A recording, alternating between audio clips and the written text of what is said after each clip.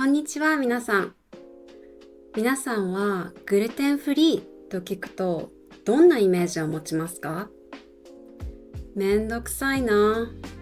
健康ブームの一環でしょと、ちょっとハスに構えて思う方もいるかもしれません。今日は私、アリスがグルテンフリーにした経緯についてお話ししようと思います。私がランチを作っている様子を見ながら聞いてください。私は子供の時から胃腸や心身の不調がありました。本当に原因不明でお腹が痛くなったり、大腸炎になったり、親も原因がわからなくて、特に対処せずに、大人になってしまいました。大人になって、さらにその症状がひどくなってきました。そしていろいろ調べるんですよね。でも、30半ばぐらいの時にグルテンフリーという言葉を初めて知りました。で、その時私はもう毎日朝はパン食べてましたし、でパスタもよく作ってたし、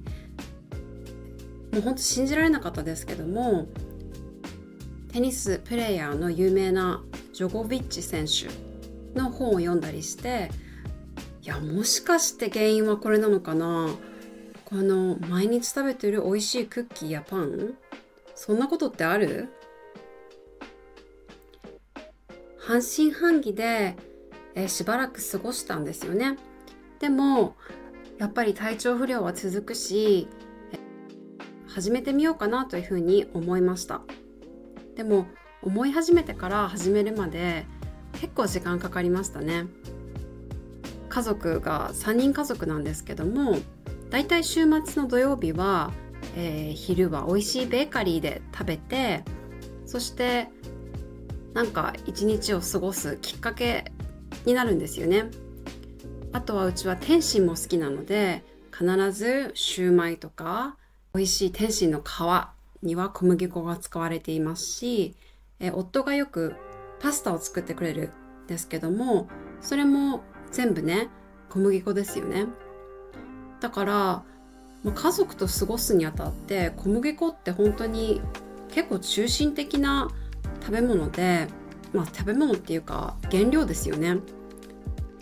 それがなくなったら家族として一体どう過ごせばいいのかぐらいのレベルで、やっぱ食べてる、本当に毎日食べている、毎食食べているようなものでした。なので、夫や子供は、小麦粉を食べて不調が出るような嫌いはなく、2人とも健康体なので、彼らは特に小麦粉を制限しないですから、2人に合わせて私も、小麦粉を食べ続ける日々が続きました。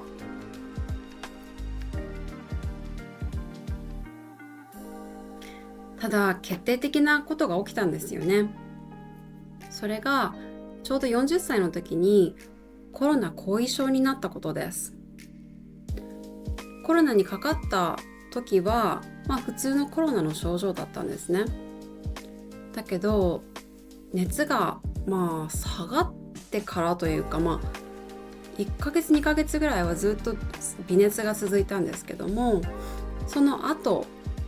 半年経っても1年ほど経っても、ブレインフォグや体のあらゆる機能の凄まじい不調がありました。視界の曇りや、胃腸の不調、ちょっとね細かく言うと気持ち悪いかもしれないので言わないんですけども、言葉にできない疲労感があって、もうずっと寝込んでて、あとは血糖値の急激な低下や上昇といったこともあって、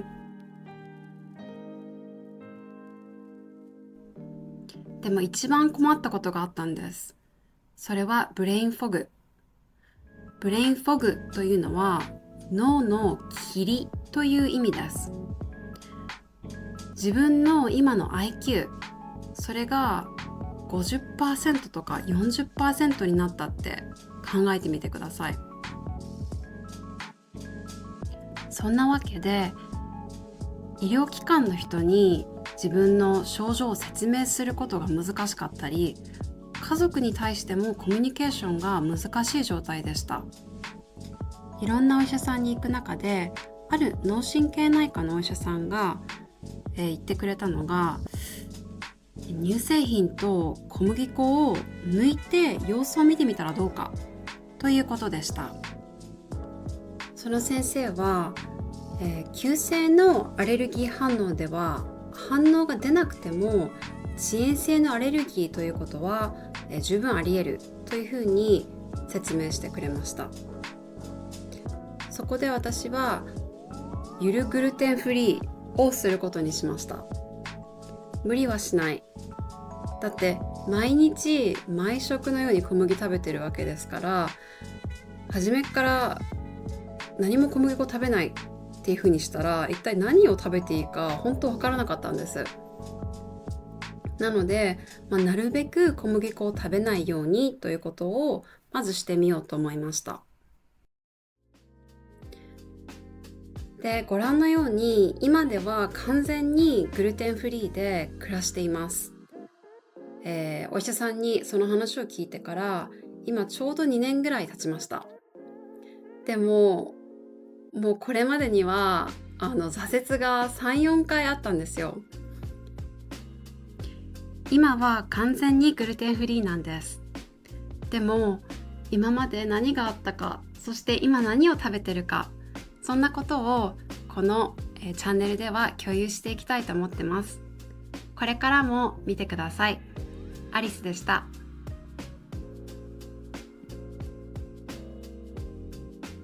LIKE ボタンお願いします。